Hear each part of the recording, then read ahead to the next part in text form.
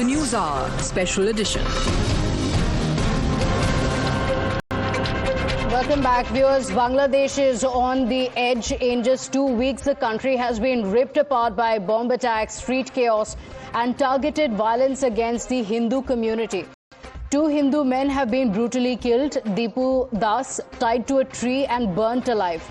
Days later, Amrit Mondal was lynched in cold blood. And this is not just random violence. This is targeted terror against the Hindu community. And yet, even as Hindus are hunted across the border, the Congress leaders in India are busy whitewashing these crimes and, shockingly, even blaming their own country instead.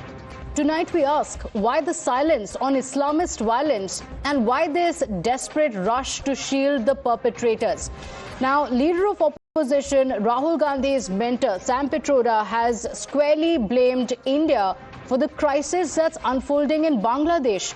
Responding to a question about the cycle of violence and the turmoil in Bangladesh, Rahul Gandhi's political advisor has said that the government of India is responsible. He said that India's foreign policy is confused. Listen in.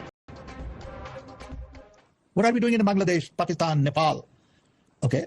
How could we be a country of 1.5 billion people and allow these things to go on in our neighborhood? Our neighborhood is burning. Sri Lanka. Who will you hold responsible? Us, our government. Absolutely. Somebody has to take responsibility. Absolutely. Somebody has to take responsibility. Now, you heard what Sam Pitroda has said. This is a video that has been posted by the BJP. In an interview, Sam Pitroda says that India is responsible for the situation in Bangladesh. But he's not alone. He got the backing of many other Congress leaders who also supported this Blame Bharat narrative. Listen in. Yes, I do agree partly that government of India is also responsible. We go back in 1970-71 when Pakistanis were persecuting and killing Bangladesh. And Mrs. Indira Gandhi interfered and saw to it that it was put to an end. तो अब ऐसे में भारत देश को जिस तरह से steps लेने चाहिए, डिप्लोमेटिक तरीके से वहां बात करनी चाहिए, वो भी खामोश दिख रही है. उस खामोशी के पीछे या तो वो अपने ही देश के अंदर जो कर्म हो रहे हैं, तो इसलिए नहीं कह पा रहे होंगे कि अगर हम बात उधर की करें तो हम पर सवाल उठेंगे, जो उठ भी रहे. बांग्लादेश का और भारत का एक बहुत ही महत्वपूर्ण रिश्ता रहा है, क्योंकि बांग्लादेश के निर्माण में ही भारत कांग्रेस की बहुत बड़ी अहम भूमिका रही है. और इस भूमिका को, भारत की इस भूमिका को लेकर जो रिश्ते चाहिए थे, वो रिश्ते कहीं ना कहीं बिगड़े हैं.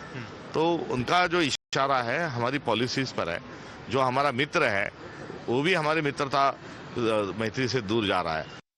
The BJP has now hit back at the Congress, blaming it for giving a clean chit to Islamists who are killing Hindus, going on a rampage in Bangladesh, saying that the Congress party was the one that opposed the CAA and is now whitewashing the crimes against Hindus. They cry for Gaza, but justify the atrocities in Dhaka.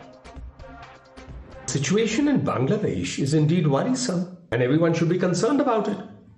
But one is surprised to note that there are a set of opposition party leaders, and particularly those from the Congress party, who are crossing all limits in trying to even blame Bharat or India for the situation in Bangladesh. How can this be done? Should there be no concern about what's happening there in Bangladesh? Instead of finding petty politics, points for petty politics, can these leaders at least for once come together and recognize the atrocities that are happening against the Hindu minority in Bangladesh? Now, why is it that the Congress party is shying away from calling out the radicals in Bangladesh? Let's open this up. Sanju Verma, national spokesperson of the BJP, and Yuvraj Pokarna, columnist, Dr. Akashdeep Puni, political analyst, on the broadcast with us. Tausif Shah, senior leader of the PDP, also joining us on the broadcast. Dr. Akashdeep Puni, any reason why the Congress party is shying away and instead blaming India for what's happening in Bangladesh? Pratibha, obviously the Indian government has to be responsible, because the Indian government has all the powers, which is why you need to understand that how the Indian diplomacy has failed altogether. Remember, in December 2025, this month, Vikram Mistry wrote to Bangladesh to stop the violence against Hindus.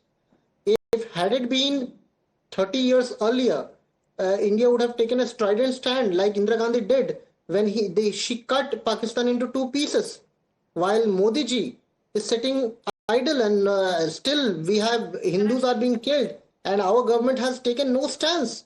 It is atrocious to see our Hindu brothers being killed. India there. has made an official protest. What else do you expect the country to do? Sanju Verma, respond to yes. Indira Gandhi I has cut did Pakistan not into two interject. pieces. I did not interject. Pratibha, I am appalled. I am amused. But today I am going to call out the bluff of this Indira Gandhi Mahanthi Brigade. अरे इंदिरा गांधी ने पाकिस्तान के दो टुकड़े कर दिए तो कौन सी बड़ी बात हो गई?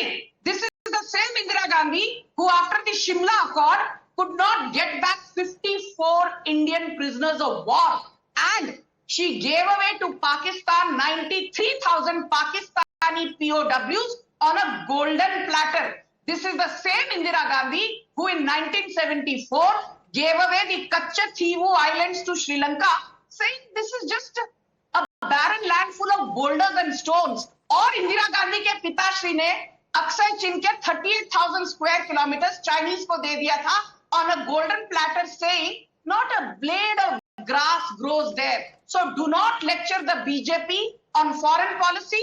I want to just finish by saying one thing, Pratibha. What is happening in Bangladesh is not about foreign policy. It is about calling out the bluff of radical Islamist terror. What happened to Amrit Mondal, what happened to Deepu Das is Hindu phobia at its very worst. Okay. And the same people who sit here and lecture about secularism, इनके मुंह में दही जम गया है. They cannot say that radical. So, Dr. Akashdeep Muni, how is India responsible? How, if India's diplomacy has failed, as you say, how is it that Hindus, the minorities in Bangladesh, are being hounded and killed by radicals? See, Indian government need to pressurize. This is the common tactic that every government does.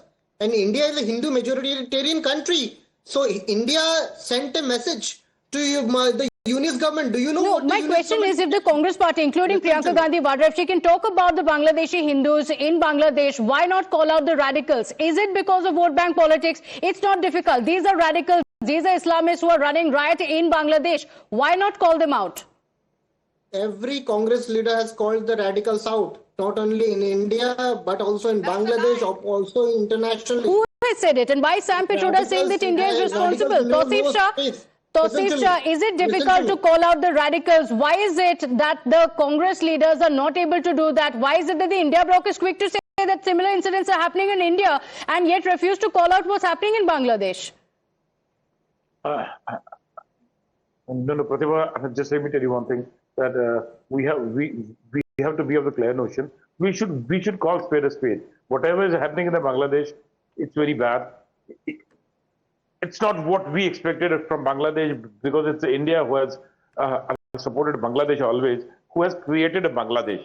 We can say that it's a major kind of a thing, that what the gift which has been given to the Bangladesh, that it's an independent nation from Pakistan. But we didn't expect it. But when the numbers were dropping, it was the India bloc that was opposing even the CAA.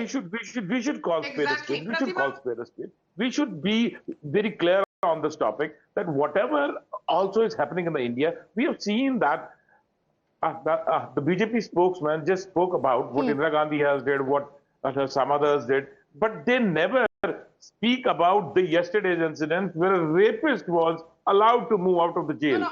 Both are Hindus. The one Sanjay, just a moment. Yuvraj wants to come in here as well. And Yuvraj, isn't the Congress party the same party that opposed the CAA now saying that Hindus are being lynched, but India is able to do nothing about it? Pratibha, let me invoke the great words of our Home Minister Amit Shah ji. आप chronology को समझिए. It is not about today. Back in 2005, when Rahul Gandhi was an actual Yuva Neta, what he did is he visited the grave, the tomb of Babar, वह फातिया पढ़ के आए. Then you go to 2008. You move to 2008. Digvijay Singh Congress party in entire ecosystem pinned the ghastly terrorist attack as Hinduओं की साजिश, saffron terror, Hindu आतंकवाद. Then there is a continuous narrative that Muslims are under danger, and this narrative has been peddled globally by none less than Salil Shetty, a close aide of Rahul Gandhi, who happens to be attached with Open Society Foundation, George Soros. Okay. You go to Rashid Alvi, Digvijay Singh, you move to 25 and 2012 communal violence bill, which was unilaterally about to paint the onus of any communal violence onto the majority, that is us. Okay, and difficulty to call out even radical. Sanju Verma, very quickly, as time precludes any further discussion. Closing words, yes. Yes, I just want to tell the opposition, including the PDP spokesperson, PDP ki neta Mehbooba Mufti, after Burhan Wani was neutralized, said, Burhan Wani तो बेचारा एक गरीब headmaster का पुत्र था, उसको neutralise क्यों किया गया? I just want to say one thing, Pratibha. Oh, Osama bin Laden was a great, business administration theologist. You know, they say, oh, Yaqub Memon ko फांसी क्यों सुनाई गई? He was a rank-holding chartered accountant. This is the same lot which says, Hafiz Saeed ji, Osama ji, Mukhtar Ansari ji, Omar Saeed Sheikh ji. You know, the limited point I'm trying to make is that in the last many decades, my final point, between 1950, when the Muslim population in India was 3.5 crore, to now when the Muslim population is 25 crore, the Muslim population has jumped by 641%. And उसके बावजूद राशिद अलवी कहते हैं मुसलमानों को यहाँ पर victimise किया जाता है, whereas a Niti Aayog report said that between 1950 and 2015, the Hindu population was down by 7.8% and the Muslim population was up by 43.15%. Yes, Muslims are the second largest. Selective outrage, that's what we've seen, and also selective silence when there are issues that are inconvenient, and that's a bigger problem that we're seeing here. Unfortunately, we'll have to leave it at that. A lot more to discuss, but remember, it's the same Congress party that's put in a spot time and again, because Priyanka Gandhi Vadra speaks about Hindus in Bangladesh, but it was the Congress party that had opposed the CAA that could have provided shield to the minorities in the country. We'll have to leave it at that. Thank you so much for joining us this evening.